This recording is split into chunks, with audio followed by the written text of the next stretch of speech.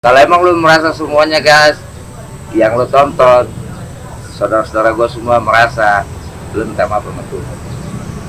Lu minta maaf, gua memang hidup gua seperti ini, kelakuan gua seperti ini, gaya gua memang seperti ini. Tapi lu percaya kan tidak?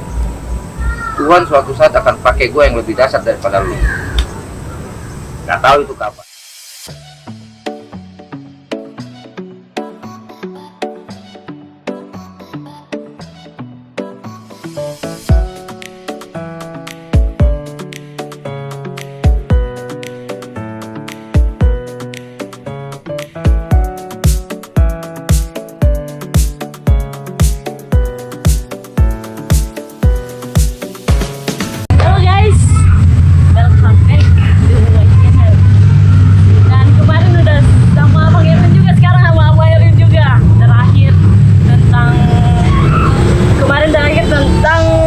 Bagaimana dia mau ke Nabire?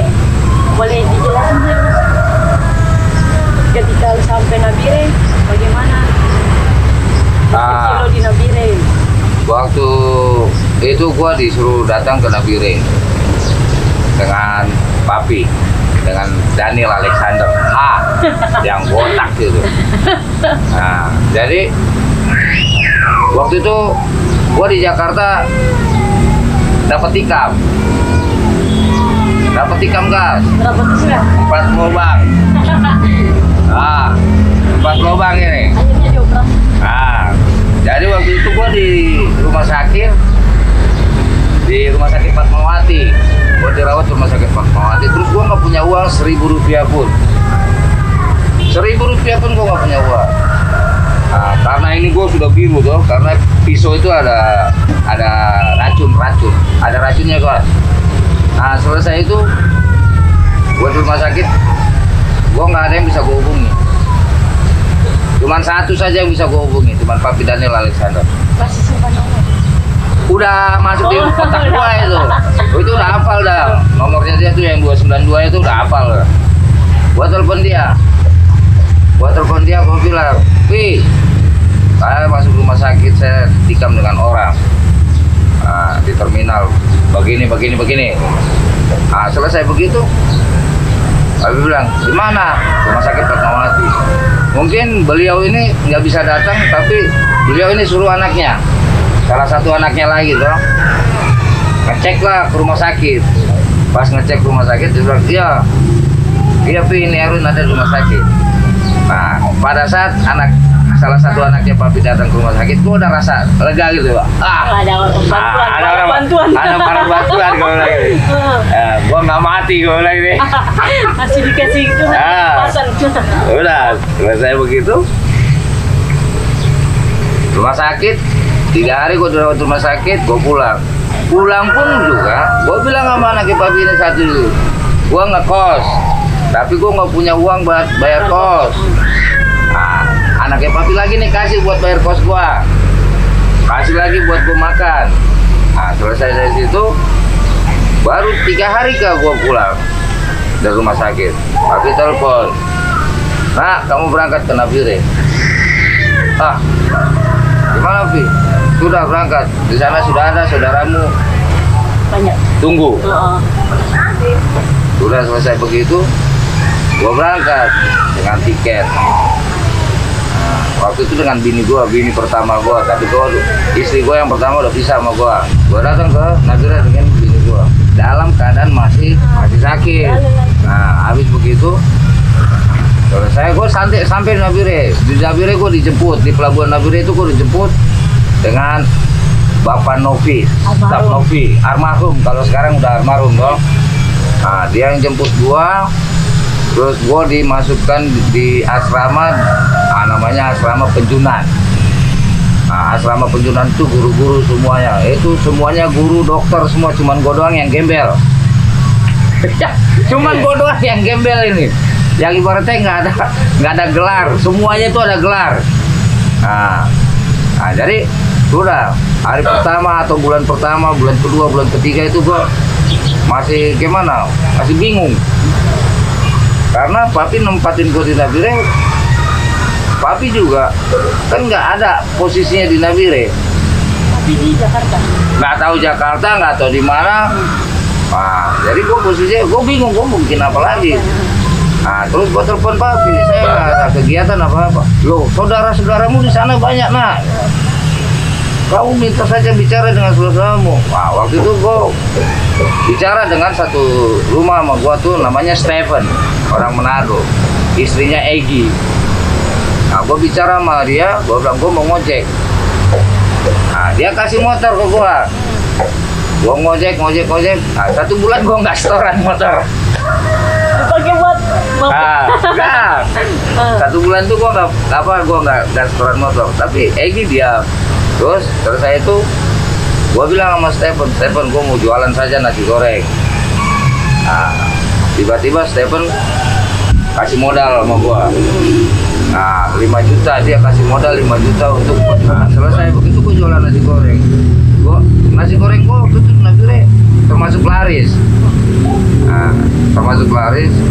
Cuman karena waktu itu kan gue bawa istri gue. Nah, istri gue juga ibaratnya backgroundnya juga nggak beda jauh dengan gue. Nah, orang kacau juga. Jadi merasa dia jadi ibu rumah tangga yang baik, mungkin belum sanggup. Jadi dia berontak terus. Dia berontak, termasuk gue juga jadi ikut berontak. Berontak, selesai begitu. Kalau kurang lebih gue 1 tahun di Nabire waktu itu. 1 tahun Nabire sudah gue ribut dengan bini gue balik ke Jakarta. Papi dong. Nah, waktu itu gue balik ke Jakarta, gue bikin kasus di Nabire. Bisa diceritain kan? Gue bikin kasus Nabire. Karena gue ribut dengan istri gue, jadi gue sering keluar malam dong.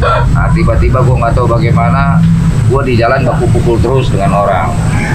Nah, baku pukul terus dengan orang, terus sampai orang itu datang cari-cari gue. Nah, sehingga hidup gue nggak nyaman lagi di Nabire. Buat gue tuh. Nah, gue pikir apa lagi, sudah.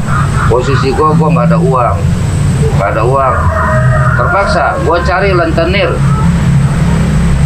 gue cari, gue tembak uangnya dengan rentenir, gue bisa pulang ke Jakarta. Di Jakarta tuh rentenir cari-cari apa sih? Cari dia telepon gue bilang lo cari sudah sana di alam baka. Lo cari sudah itu nama gue di alam baka gitu. Nah, di akhirat kah, di surga kah, lo cari nama gue gitu. Bang, ini bagaimana? Ini belum bayar ini. Gua waktu itu ambil berapa? 5 juta. 5 juta gua pulang. Nah, rentenir itu kan datang ke asrama terus. Nah, ke asrama. Jadi orang asrama bilang, jangankan bapak atau ibu 5 juta, saya lo juga. Stephen bilang tuh, saya juga 5 juta, akhirnya bawa kabur. Itu loh guys. Nah, jadi waktu itu gua kabur Jakarta. 1 tahun gua Nabire. Pas gue lari kabur di Jakarta, 1 tahun pun gue di Jakarta nggak ada kerja sama sekali. Cuman ya hidup kembali lagi seperti itu.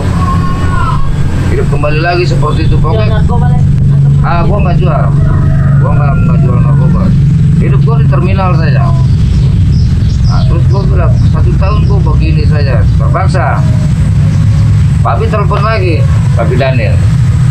Dia bilang, nah, kamu kembali lagi sudah di Nabire.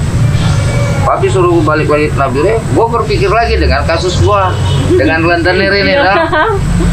Aduh, kalau gue balik lagi sana bagaimana? Ya toh. Nah, terus sudah. Gue bilang sama Papi, cari solusinya di mana, Pi? Saya ini ada masalah begini. Nah, terus Papi bilang, sudah hadapi.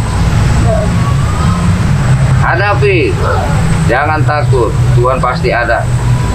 Nah, dengan dia bicara hadapi, yang penting gua ini mau berubah. Papi bilang, hadapi, yang penting gua mau berubah. Nah, pasti Tuhan buka jalan.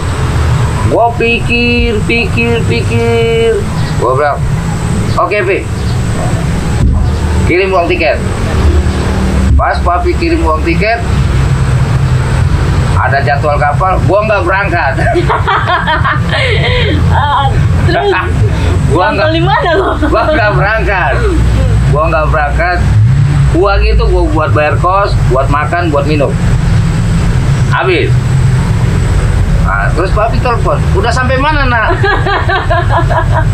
Terus gua bilang, Bi, ketinggalan kapal. Itu alasan gua. Ini gua anak paling bohong ini. Gua jujur kan. Makanya lu jadi anak-anak kayak papi, nggak perlu gua jadi bohong. Apa adanya lah. Apa adanya. Jangan kayak gua. Gua ini makanya hidup gua belangsak, susah karena gua ngebohongin bapak gua sendiri. Terus Nah. bilang ketinggalan. Nah, gua bilang ketinggalan, Pi. Aduh, kenapa? Saya bangunan kesiangan atau bagaimana lah. Nah, sudah. Ya sudah, nanti tunggu kapal balik lagi. IOP. Ada kapal sekitar 2 minggu balik lagi kan ke Jakarta. Kirim uang lagi. Nah, kirim lagi uang. Udah kamu berangkat. Mana? Sudah.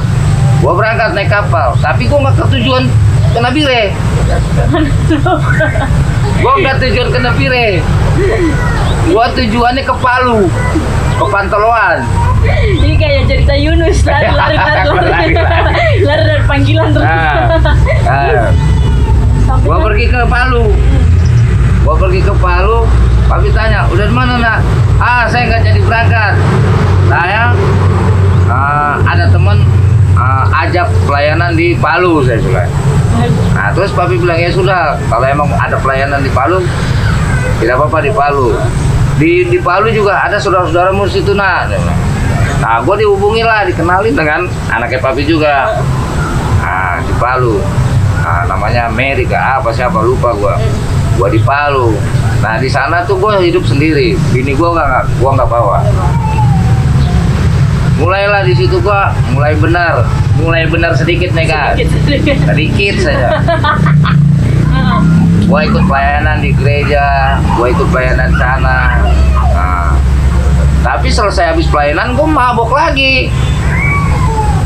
Nah, setiap habis pulang dari pelayanan malamnya nanti gue minum lagi. Nah, karena apa? Ya lo tau sendiri, mantan narkoba kan seperti itu. Nah, jadi nantilah gue ceritain tentang masa sugestinya seperti apa. Nah, habis itu lama-lama kan mereka tahu kalau gue masih minum. Nah, dia bilang, kenapa kamu masih minum terus? Kenapa kamu mau ikut pelayanan? Karena saya mau belajar, mau belajar berubah, mau belajar benar. Terus karena nggak tahu metodenya mereka bagaimana, pikirannya mereka bagaimana, sehingga gua mulai dikucilkan lagi. Ngerti nggak? Sudah, habis begitu merasa diri gua agak dikucilkan lagi, diasingkan lagi, gua telepon lagi papi. Ya, saya mau ke Nabire lagi sudah. Kenapa di Palu? Saya ini ada sedikit masalah saya. Begini. Nah, terus ya itulah bapak gua, Daniel Alexander itu. Tidak pernah marah, tidak pernah kecewa, pokoknya tidak pernah sakit hati dan tidak pernah berpikiran negatif tentang orang. Itu bapak gua. Nah, terus dia kirimkan lagi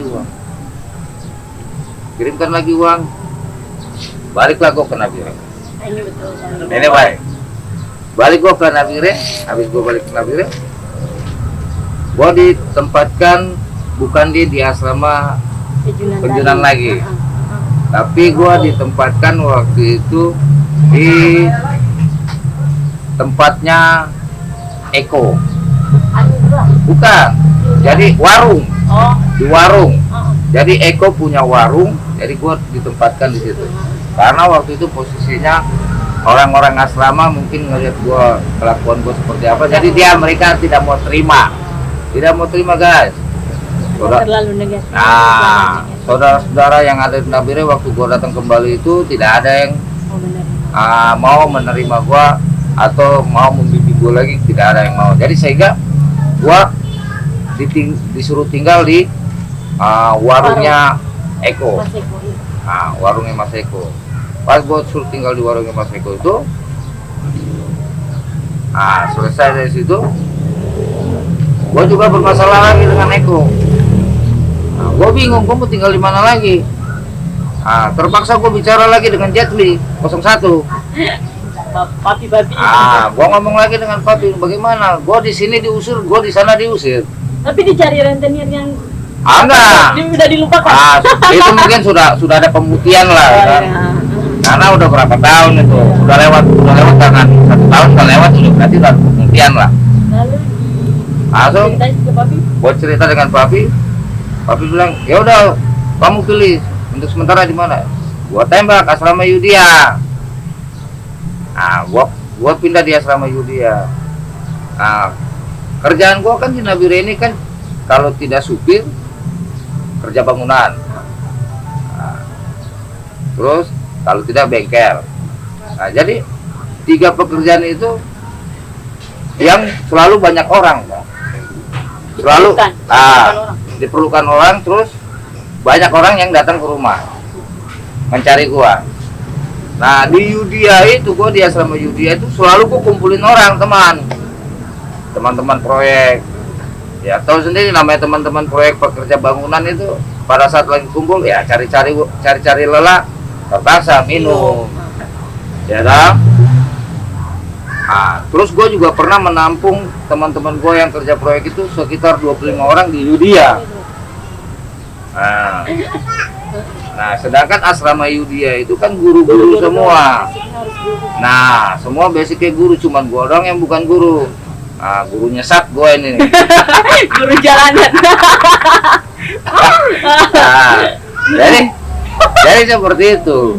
Jadi adalah saudara kita yang anaknya papi juga yang tidak senang dengan kehadiran gua.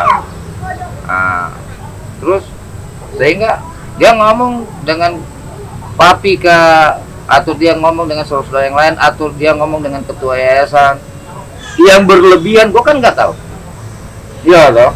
Sesuatu cerita kalau tidak berlebihan tidak laku. Wah, nggak laku bro. Contoh saja gua titipin HP nih sama lu nih ya, gua titipin HP sama lu. HP ini nggak akan rusak dan nggak akan hilang memorinya. Tapi kalau gua titipin omongan sama lu, pasti memori lu langsung hang. Ngerti nggak? Iya. Hang memori lu, terus kata-kata lu salah terus. Nah seperti itu. Nah jadi gua disuruh keluar dari asrama. Gara-gara dia. Ada saudara kita juga. Gua nggak perlu sebutin namanya, tapi kalau emang lu semuanya merasa, ya minta maaf lo sama gua. Jangan minta maaf sama Tuhan. Jadi seperti itu. Kalau emang lu merasa semuanya guys, yang lu tonton, saudara-saudara gua semua merasa, lu minta maaf sama Tuhan. Lu minta maaf. Gua memang hidup gua seperti ini, kelakuan gua seperti ini. Gaya gue memang seperti ini. Tapi lu percaya kan tidak? Tuhan suatu saat akan pakai gue yang lebih dasar daripada lu. Gak tahu itu kapan. Nah, terus gue disuruh pilih tinggal di mana.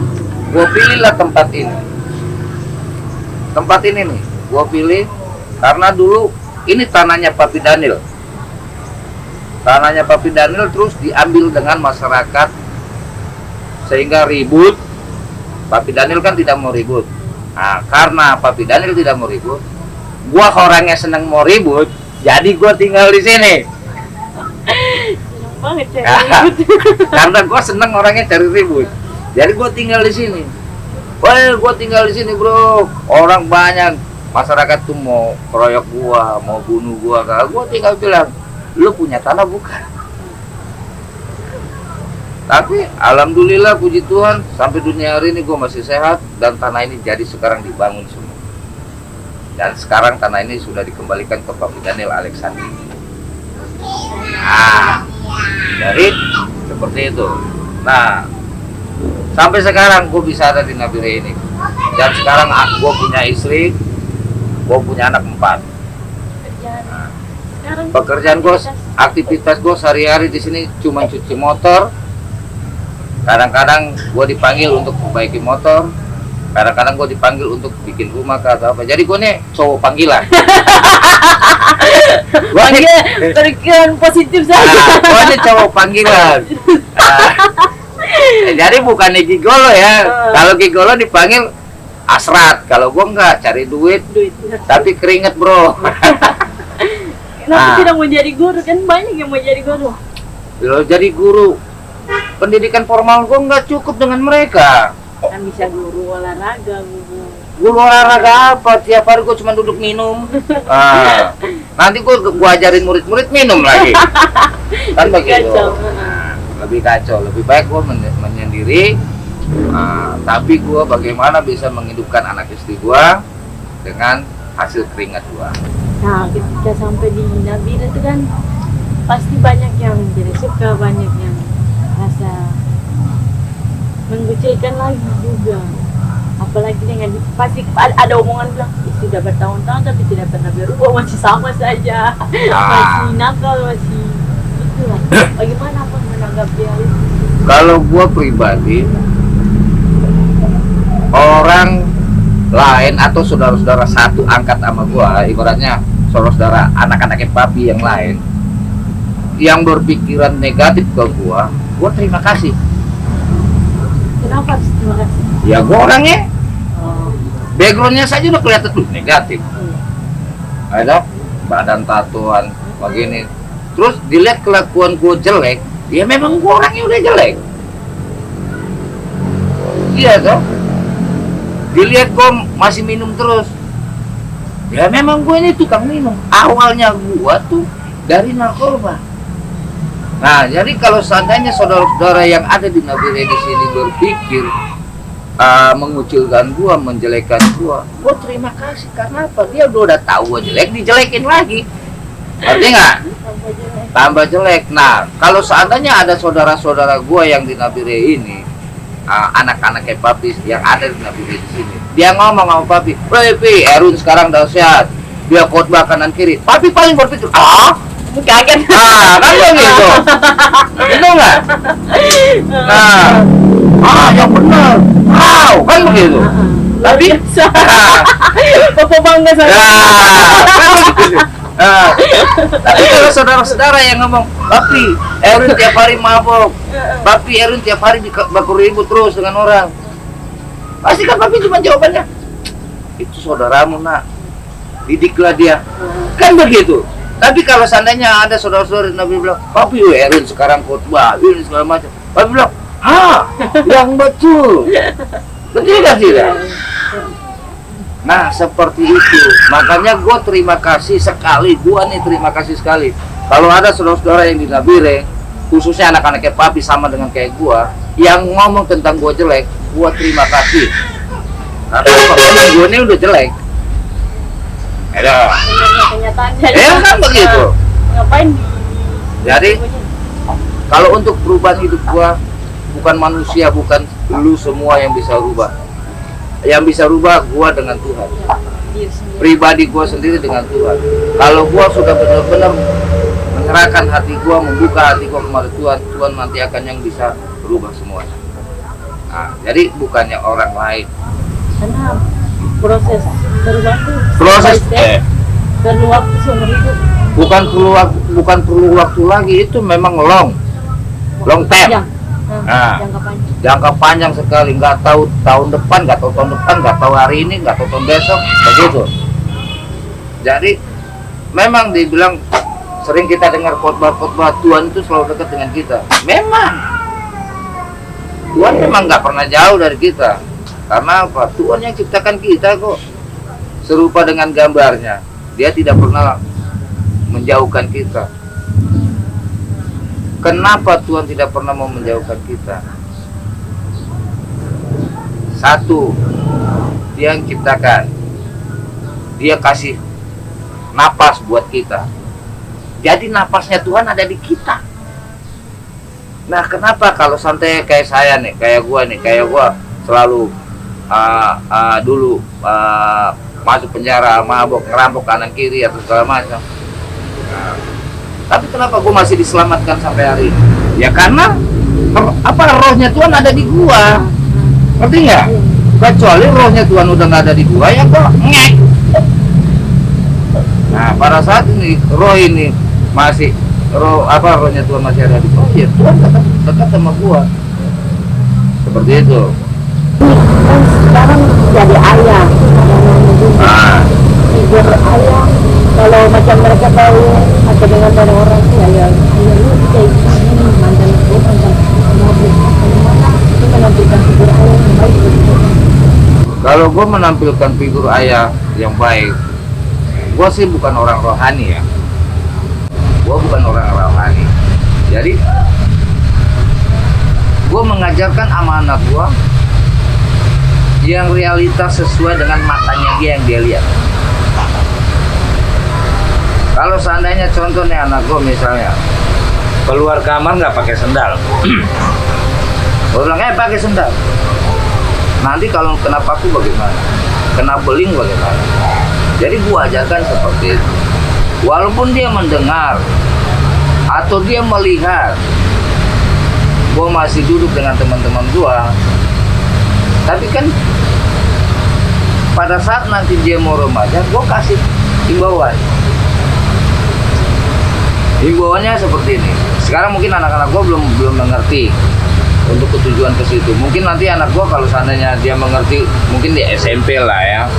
SMP baru anak gue mulai mengerti. Nah, mulai di SMP itu baru gue kasih arahan. Bapak begini karena bapak dulunya pemakai narkoba. Nah, pemakai narkoba itu kalau 1-2 bulan boleh, ini dengan tahun-tahun dengan berarti sudah mendarah daging. Nah, seandainya mau berhenti itu pun agak susah. Nah, pas sekarang bapak ini udah berhenti, tapi bapak tuh masih ada sugesti. Sugesti itu, nah ngilangin sugesti itulah bapak beli jamu. Jadi nanti gua akan jelasin sama anak gua, minuman itu bukan buat mabuk buat gua. Gua tuh cuma buat jamu saja. Kan kebanyakan di orang-orang di Nadir sini pikir mau pukul. Setahu saya bantan pecandu atau ini kan juga bisa diobatin. Gini, Masih ada sugesti-sugesti. rebel apa? Minta maaf, pemerintah memang sudah membuat rehabilitasi. Nah, untuk para pecandu. Tapi itu kan bahan kimia, bro. Bahan kimia. Dikasihkan obat dengan dokter, itu bahan kimia. Lu juga tetap akan kecanduan. Jadi tidak bisa berhenti. Tidak bisa berhenti dengan rehab. Cara salah satunya yang lu bisa berhenti dari lu punya kecanduan narkoba itu, lu lari ke minum. Misalnya lu minum 1 botol vodka, lu minum pack. Lu rasa play gak? Kalau lu belum rasa play, beli lagi.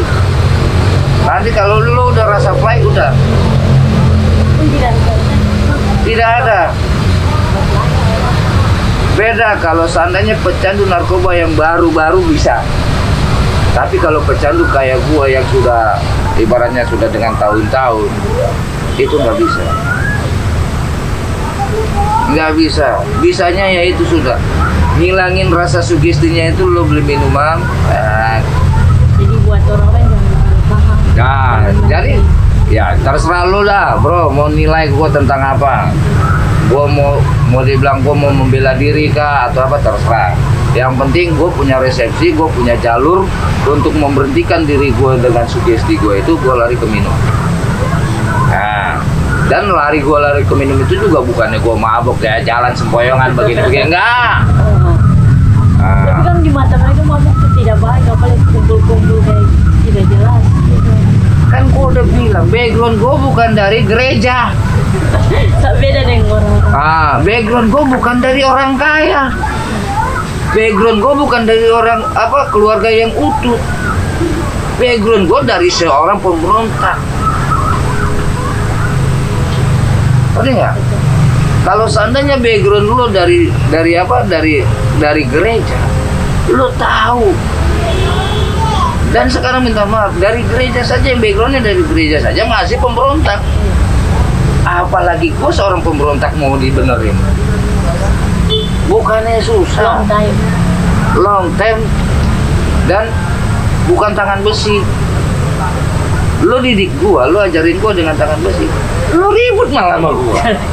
Harus dengan kasih. Nah, diterima. seorang yang ibaratnya background keras atau backgroundnya rusak parah, itu bukan dilawan. Kan ada Alkitab mengatakan besi menajam besi nggak bisa. Begini, kenapa Alkitab mengatakan besi menajam besi? Wah, ini kan backgroundnya ibaratnya background yang keras kayak besi, iya kan? Keras lagi. Kalau Terus, besi. kalau seandainya lu juga menegur gua kayak besi, berarti kan besi menajam besi. Nggak masuk.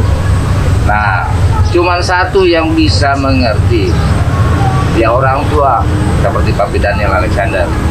Dia yang tidak pernah berkata besi, tapi dia. Makanya selama gua di Nabire di sini, saudara-saudara gua yang ibaratnya anak-anaknya Papi semua di sini, itu gua anggap rata sama gua. Dia mau ngomong apa itu gua anggap angin lalu. Tapi kalau Jet Li, Papi dia ngomong, gua tetap dengar. Karena apa? Dia bapak gua dengar. Makanya gua sekarang bisa bertahan lama di Nabire ini dengan tahun-tahun sudah berapa tahun ya gua? 7-6 tahun, 7-8 tahun lah. Gua karena apa? Gua dengar dari Papi saja. Papi tahu cara memanusiakan manusia. Nah, Kadang orang lupa cara memanusiakan nah manusia. seperti itu. Makanya gue bilang, kalau saudara-saudara di Nabire di sini ngomongin gua jelek, ngomongin gua rusak, apa macam, gua terima kasih. Terima kasih kenapa? Ya gua udah tahu jelek, gua rusak, kenapa lo ngomongin? Sama saja mengulang cerita. Nah, kan begitu. Nah, seperti itu. Makanya gua, ya, yang penting gua punya tujuan, gua mau berubah. Tapi ada sakit hati. Oh enggak. Semenjak gua kenal dengan Papi Daniel Alexander, gua nggak pernah namanya ada rasa sakit hati. Marah ke mereka. Enggak. Udah nggak ada itu di rumus hati gua tuh nggak ada. Bukannya ngampunin, lupain.